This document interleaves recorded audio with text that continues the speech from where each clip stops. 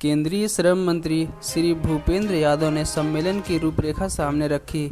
राज्यों एवं केंद्र शासित प्रदेशों के श्रम मंत्रियों और श्रम सचिवों का राष्ट्रीय श्रम सम्मेलन संपन्न हुआ। हेलो पेंशनधारकों EPS 95 पेंशनधारकों के लिए बहुत बड़ी खबर निकलकर सामने आ रही है। खबर की ओर बढ़ने से पहले आपसे एक छोटी सी रिक्वेस्ट है कि अगर आपने अभी तक चैनल को सब्सक्राइब नहीं किया है तो चैनल को सब्सक्राइब करके बेल आइकन को जरूर प्रेस कर लें, क्योंकि इस चैनल पर हम आपको EPFO के द्वारा दी गई सभी अपडेट्स को आप तक सबसे पहले पहुँचाने की कोशिश करते हैं। तो चलिए अब खबर की ओर बढ़ते हैं। भारत सरकार के श्रम एवं रोजगार मंत्रालय ने 25-26 अगस्त 2022 को आंध्र प्रदेश के तिरुपति राज्य में राज्यों एवं केंद्र शासित प्रदेशों के श्रम मंत्रियों और श्रम सचिवों का 2 दिवसीय राष्ट्रीय श्रम सम्मेलन आयोजित किया।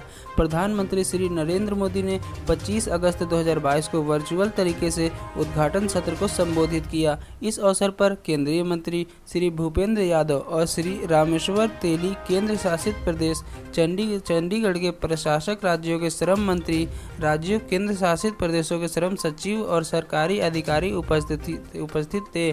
प्रधानमंत्री ने अपने संबोधन में इस बात पर जोर दिया कि अमृतकाल में एक विकसित राष्ट्र के निर्माण के लिए भारत के सपनों और आकांक्षाओं को साकार करने में भारत की श्रम शक्ति की बहुत बड़ी भूमिका है। केंद्रीय श्रम मंत्री श्री भूपेंद्र यादव ने सम्मेलन की रूपरेखा सामने रखी और राज्य सरकारों से अपने विचार और सुझाव देने का अनुरोध किया। पहला विषयगत सत्र सामाजिक सुरक्षा को सार्वभौमिक बनाने और सभी के लिए रोजगार के अवसरों में सुधार करने के लिए केंद्र और राज्य सरकारों द्वारा संचालित सामाजिक सुरक्षा एवं योजनाओं का समावेश कर उसे ई-श्रम पोर्टल के साथ एकीकृत करने पर केंद्रित रहा। 400 से अधिक व्यवसायों से संबंधित 28 करोड़ से अधिक असंगठित श्रमिकों को ई-श्रम पोर्टल पर पंजीकृत किया जा चुका है।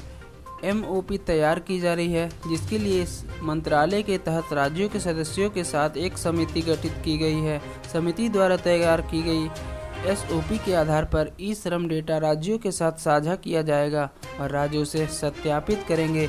इससे राज्यों को नीतिगत फैसले लेने और कल्याणकारी योजनाओं के कार्यान्वयन में मदद मिलेगी। राज्यों ने अपने विचार व्यक्त किए और विषय पर सुझाव दिए।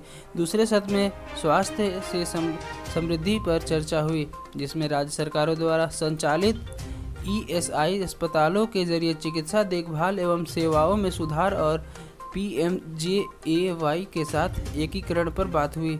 केंद्रीय श्रम एवं रोजगार मंत्री ने कहा कि ESIC दिसंबर 2022 तक सभी जिलों में चिकित्सा सुविधाओं का विस्तार करने के लिए प्रतिबद्ध है और 76 नए अस्पताल बन रहे हैं और राज्य संचालित ESI अस्पतालों के लिए विशेषज्ञों की भर्ती होने वाली है। राज्यों की ओर से कहा गया है कि ESIC सरकारी संघवाद का एक प्रमुख उदाहरण है, जहां राज्य और केंद्रीय संस्थान श्रमिकों को स्वास्थ्य सेवा प्रदान करने के लिए मिलकर काम करते हैं। राज्यों ने अस्पतालों की स्थापना के लिए मानदंडों में संशोधन का स्वागत किया। राज्यों का अनुरोध किया गया कि आसानी से निर्णय लेने नए अस्पतालों की स्थापना के लिए मानदंडों में संशोधन के लिए इनपुट आकांक्षी जिलों में मेडिकल कॉलेज और अस्पताल की स्थापना के तौर तरीकों के लिए संस्थाओं का जल्द से जल्द गठन करें। तीसरा विषयगत सत्र लाइसेंसिंग, पंजीकरण, रिटर्न, निरीक्षण आदि के लिए पोर्टल विकसित करने के साथ साथ 4 श्रम संहिताओं के तहत नियम तैयार करने और उनके कार्यान्वयन में तौर तरीकों पर रहा।